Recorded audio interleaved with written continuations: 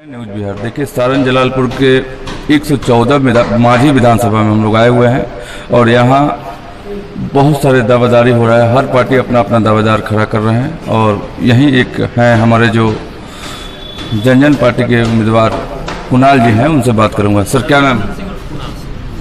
ये बताइए, क्या नाम है? जी, मेरा नाम रवि रंजन सिंह उर्फ कुणाल सिंह है। सर, यहाँ माझी विधानसभा में इतने सारे उम्मीदवार हैं जो दावा ठोक रहे हैं जीत का। कहीं ना कहीं आप भी एक पार्टी से हैं। किस पार्टी से हैं? और सबसे पहले मैं ये बता दूं कि मैं न्यूज बिहार के राजेश जी को सर्वप्रथम प्रणाम करता हूं, जिन्होंने मुझे बाइट लेने के लिए योग्य समझा। मैं राष्ट्रीय जनजन पार्टी से 114 माझी विधानसभा क्षेत्र से प्रत्याशी के रूप में आया हूं। मेरा अपना एजुकेशन से लगाव है।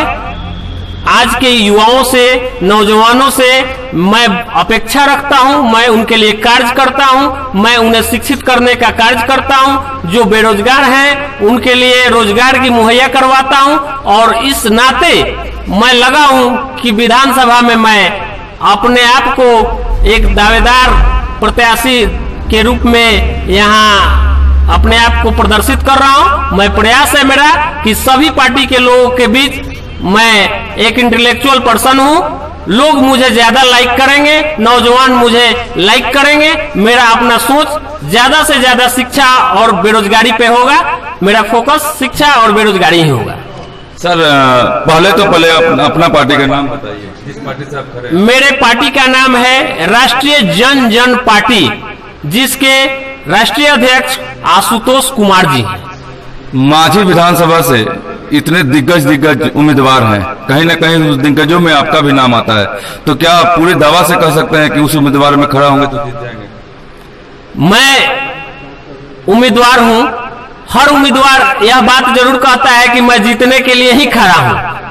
अब जनता को निर्णय करना है, जनता को यह चीज देखना है कि कौन सा उम्मीदवार हमारे कार्य को पूरा करेंगे, हमारे विधानसभा के लायक हैं। यह माझी का नाम बचाने, नाम को स्वर्णिम अक्षरों में पूरे बिहार के मानस पटल पर लाने के योग्य कौन है, यह माझी के उम्मीदवार के रूप में यहाँ की जनता तय करेगी। मैं उन जनता को यह समर्पित करता हूँ। मैं दिलो जान से लोगों के बीच में रहा हूँ, हर पंचायत में घूम रहा हूं। मेरा प्रयास जारी है, आगे भी जारी रहेगा। मैं लोगों से मिलूंगा, जुलूंगा, कहूंगा, मैं उनके समस्याओं को सुनूंगा और भविष्य में यदि मुझे विधायक बनने का मौका मिलता है, मैं उनके एक एक समस्याओं का निदान करने का, आज ही यह अपने आप में निदान करने का अपना दावा करता हूं कि मैं एक एक समस्या उनका निदान करूंगा।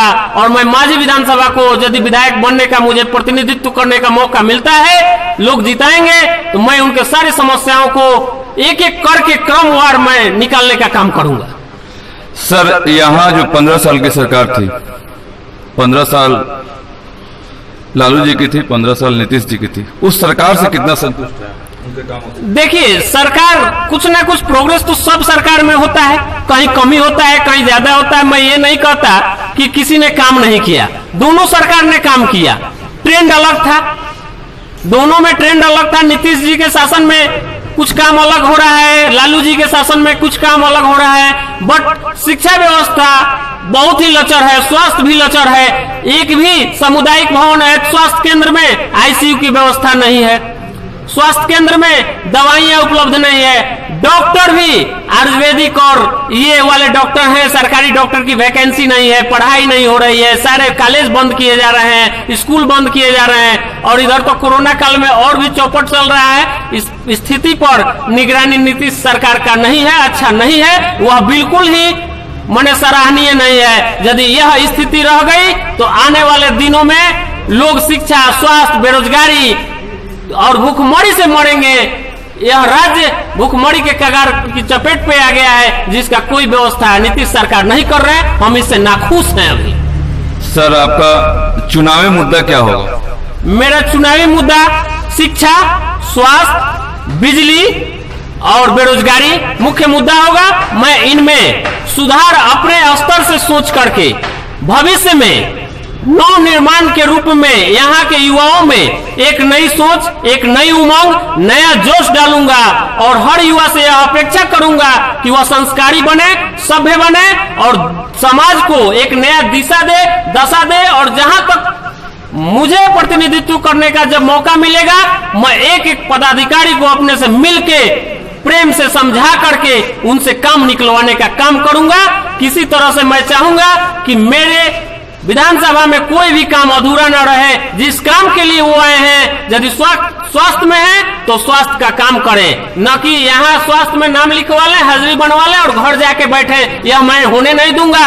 यदि कोई सड़क बना रहा है तो ठेकेदार साहब आके सही में जितना मानक के अनुरूप सड़क बनना चाहिए वो बनाएं। उसमें कमीशन खोरी और भ्रष्टाचारी का मैं कहीं नामो निशान नहीं रहने दूंगा। यह मेरा दावा है। चलिए, धन्यवाद सर। एक बात बताइए कि यहाँ के किसानों, जो किसान पूरे हिंदुस्तान कहीं ना कहीं किसानों पर टिका है, उस किसान के लिए क्या करें?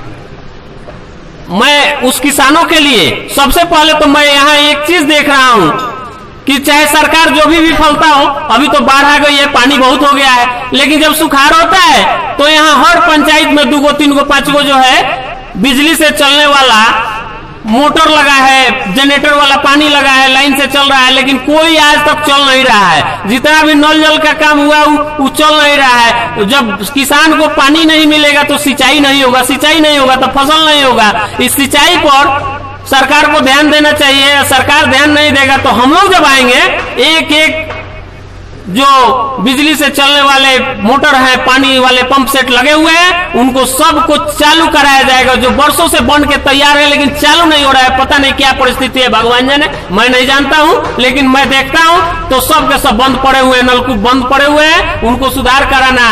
खेती के लिए किसानों को पैक्स के माध्यम से जो खाद बीज मिल रहा है, ब्लॉक के माध्यम से खाद बीज मिल रहा है, उसको उचित और समय व्यवस्था कराना, यह मेरा दायित्व रहेगा, यह मेरा कार्य रहेगा। यहाँ स्थिति यह है कि जब सरसों का बीज आता है तो रोपनी खत्म का टाइम खत्म हो जाता है। समय उपलब्ध कराना, खाद बीज और पानी के लिए, सिंचाई के लिए व्यवस्था कराना मेरा प्रथम उद्देश्य होगा किसानों के लिए। सर, एक चीज, चुनावी माहौल है, पूरा गहमा गहमी, कहीं ना कहीं ऊपर से आदेश आ रहा है कि पूजा का पंडाल नहीं बनेगा, लेकिन इलेक्शन होगा। रोजगार का बात, बिहार में रोजगार नहीं है। आज कुछ दिन पहले जो लॉकडाउन में आपने देखा होगा कि लोग किस तरह से भागते हुए, मरते हुए पैदल आए, किस तरह का माहौल था उस समय। इस रोजगार, अगर आप जीतते हैं तो यहाँ के रोजगार के लिए यहाँ के नौजुवकों को क्या कीजिएगा? देखिए, सबसे पहले तो आपने पूछा कि यह